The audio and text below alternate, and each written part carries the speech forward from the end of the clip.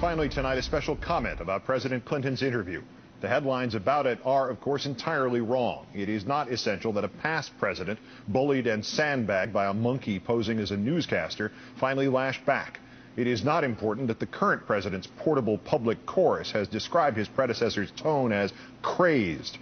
Our tone should be crazed.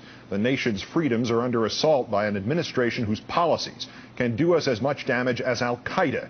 The nation's marketplace of ideas is being poisoned by a propaganda company so blatant that Tokyo Rose would have quit. Nonetheless, the headline is this. Bill Clinton did what almost none of us have done in 5 years. He has spoken the truth about 9/11 and the current presidential administration. At least I tried, he said, of his own efforts to capture or kill Osama bin Laden. That's the difference in me and some, including all of the right-wingers who are attacking me now. They had 8 months to try. They did not try. I tried. Thus, in his supposed emeritus years, has Mr. Clinton taken forceful and triumphant action for honesty and for us. Action as vital and as courageous as any of his presidency. Action as startling and as liberating as any by anyone in these last 5 long years. The Bush administration did not try to get Osama bin Laden before 9/11. The Bush administration ignored all the evidence gathered by its predecessors. The Bush administration did not understand the daily briefing entitled "Bin Laden Determined to Strike in U.S." The Bush administration did not try. Moreover, for the last 5 years, 1 month, and 2 weeks, the current administration, and in particular the president, has been given the greatest pass for incompetence and malfeasance in American history. President Roosevelt was rightly blamed for ignoring the warning signs, some of them 17 years old, before Pearl Harbor. President Hoover was correctly blamed for, if not the Great Depression itself, then the disastrous economic steps he took in the immediate aftermath of the stock market crash. Even President Lincoln assumed some measure of responsibility for the Civil War, though talk of Southern secession had begun as early as 1832. But not this president. To hear him bleat and whine and bully at nearly every opportunity, one would think someone else had been president on September 11th, 2001, or the nearly 8 months that preceded it. That hardly reflects the honesty nor manliness we expect of the executive. But if his own fitness to serve is of no true concern to him, perhaps we should simply sigh and keep our fingers crossed until a grown-up takes the job 3 Januaries from now. Except for this. After 5 years of skirting even the most inarguable facts that he was president on 9/11, he must bear some responsibility for his and our unreadiness. Mr. Bush has now moved unmistakably and without conscience or shame towards rewriting history and attempting to make the responsibility entirely Mr. Clinton's. Of course, he is not honest enough to do that directly. As with all the other nefariousness and slime of this, our worst presidency since James Buchanan, he is having it done for him by proxy. Thus, the sandbag effort by Fox News Friday afternoon. Consider the timing. The very same weekend, the National Intelligence Estimate would be released and show the Iraq War to be the fraudulent failure it is. Not a check on terror, but fertilizer for it. The kind of proof of incompetence for which the administration and its hyenas at Fox need to find a diversion in a scapegoat. It was the kind of cheap trick which would get a journalist fired, but a propagandist promoted, promised to talk of charity and generosity, but instead launch into the lies and distortions with which the authoritarians among us attack the virtuous and reward the useless, and don't even be professional enough to assume the responsibility for the slanders yourself. Blame your audience for emailing you the question. Mr. Clinton responded as you have seen. He told the great truth untold about this administration's negligence, perhaps criminal negligence, about bin Laden. Mr. Clinton was brave. Then again, Chris Wallace might be braver still. Had I, in one moment, surrendered all my credibility as a journalist and been irredeemably humiliated as was he, I would have gone home and started a new career selling seeds by mail. The smearing by proxy, of course, did not begin Friday afternoon. Disney was the first to sell out its corporate reputation with The Path to 9/11. Of that company's crimes against truth, one needs to say little. Simply put, someone there enabled an authoritarian zealot to belch out Mr. Bush's new and improved history.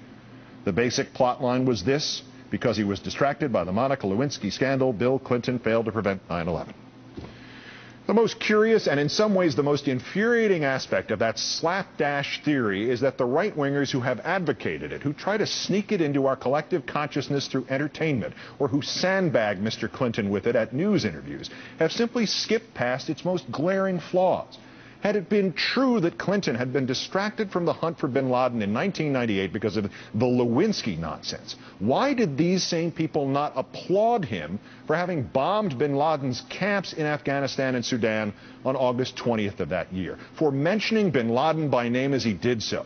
That day, Republican Senator Grams of Minnesota invoked the movie Wag the Dog. Republican Senator Coates of Indiana questioned Mr. Clinton's judgment. Republican Senator Ashcroft of Missouri, the future Attorney General, echoed Coates. Even Republican Senator Arlen Specter questioned the timing.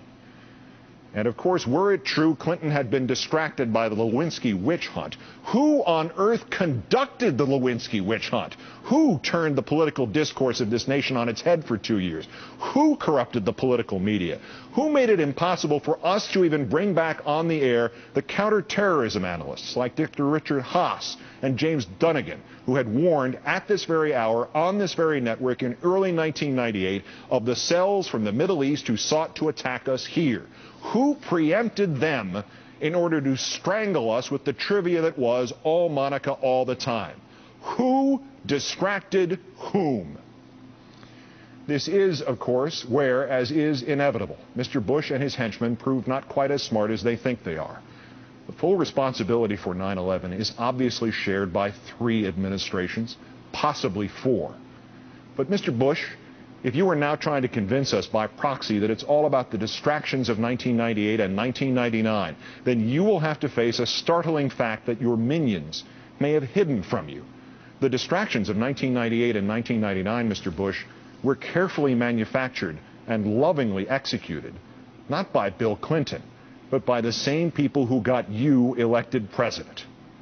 Thus, instead of some commendable acknowledgement that you were even in office on 9/11, and the lost months before it, we have your sleazy and sloppy rewriting of history, designed by somebody who evidently read the Orwell playbook too quickly.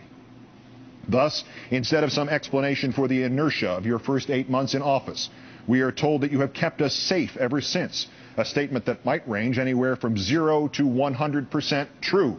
We have nothing but your word, and your word has long since ceased to mean anything. And of course, the one time you ever have given us specifics about what you have kept us safe from, Mr. Bush, you got the name of the supposedly targeted tower in Los Angeles wrong.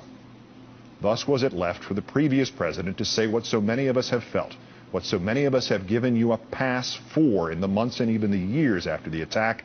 You did not try. You ignored the evidence gathered by your predecessor. You ignored the evidence gathered by your own people. Then you blamed your predecessor.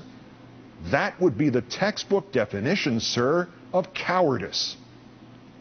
To enforce the lies of the present, it is necessary to erase the truths of the past. That was one of the great mechanical realities Eric Blair, writing as George Orwell, gave us in the novel 1984. The great philosophical reality he gave us, Mr. Bush, may sound as familiar to you as it has lately begun to sound familiar to me. The party seeks power entirely for its own sake. We are not interested in the good of others. We are interested solely in power. Power is not a means, it is an end. One does not establish a dictatorship to safeguard a revolution. One makes the revolution in order to establish the dictatorship. The object of persecution is persecution. The object of torture is torture. The object of power is power. Earlier last Friday afternoon, before the Fox ambush, speaking in the far different context of the closing session of his remarkable global initiative, Mr. Clinton quoted Abraham Lincoln's State of the Union address from 1862. We must disenthrall ourselves. Mr. Clinton did not quote the rest of Mr. Lincoln's sentence. He might well have. We must disenthrall ourselves, and then we shall save our country. And so has Mr. Clinton helped us to disenthrall ourselves and perhaps enabled us, even at this late and bleak date, to save our country. The free pass has been withdrawn, Mr. Bush. You did not act to prevent 9/11. We do not know what you have done to prevent another 9/11. You have failed us. then leverage that failure to justify a purposeless war in Iraq, which will have all too soon claimed more American lives than did 9/11. You have failed us anew in Afghanistan, and you have now tried to hide your failures by blaming your predecessor. And now you exploit your failure to rationalize brazen torture, which doesn't work anyway, which only condemns our soldiers to waterboarding, which only humiliates our country further in the world, and which no true American would ever condone, let alone advocate. And there it is, sir. Are yours the actions of a true American? I'm Keith Olbermann. Good night and good luck.